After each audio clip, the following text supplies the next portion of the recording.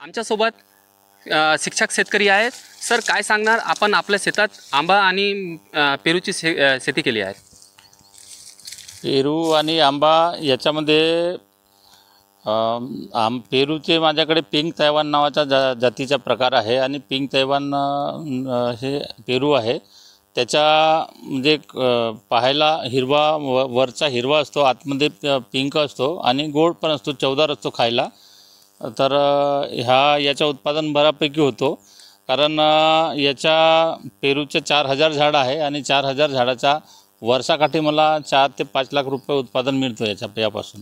लागवडसाठी काय शून्य खर्च आहे. लागवड फक्त 50 रुपये प्रति एक रोप मिळतो. त्यानुसार बाकी ते मग आपल्याकडचे जे जमीन आहे ते जमीन फळ पिकासाठी योग्य आहे असं मला तरी वाटते आणि चांगल्यापैकी फळ उत्पादन मिळते याच्यापासून. आणि आपल्याकडे आंबाची शेती लावलेली आहे. किती एकरामध्ये आपण आंबाची शेती लावली? आंबा आणि पेरू मी 3.5 एकरामध्ये लागवड केलेलो आहोत. तर संयुक्त पीक आहे आंबा आणि पेरूचा. आंबा 256 झाडं आहेत. त्याच्यामध्ये दसरी, केशर, लंगडा, आम्रपाली, बैगनपल्ली, कलेक्टर असा विविध प्रकारचे आंब्याची फळं आहेत, म्हणजे झाडं आहेत त्याचे. आणि दरवर्षी प्रत्येक झाडाला काही फळ लागत नाही, तर यावर्षी फक्त आम्रपालीला बऱ्यापैकी फळ आलेलं आहे आणि केशरला.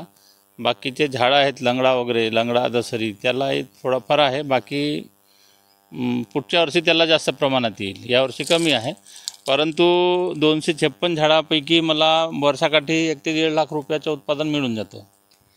वादळी वाऱ्यामुळे आपल्या शेतात काही नुकसान झालं आहे का?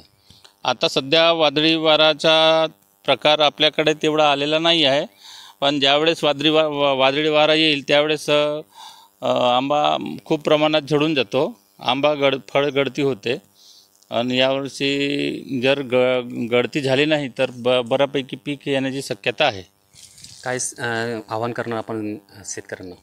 मी शेतकरी बांधवांना सांगू इच्छेन की पारंपरिक शेती करण्यापेक्षा, धानाची शेती करण्यापेक्षा विविध प्रकारचे फळझाडं त्यांचे शेती करावं, कारण हे नगदी पिकं आहेत आणि नगदी पिकाकडे आपण जर वळलो तर नगदी पिकामध्ये मेहनत कमी करावं लागतो, उत्पादन चांगला मिळतो, तर परवडण्यासारखं आहे शेती. नक्कीच गोंदिया जिल्ह्यातील शेतकरी नगदी पिकाकडे वळलेले आहेत आणि वर्षातील 5 ते 6 लाख उत्पन्न मिळतो. साईद पठाण, TV9 मराठी, गोंदिया.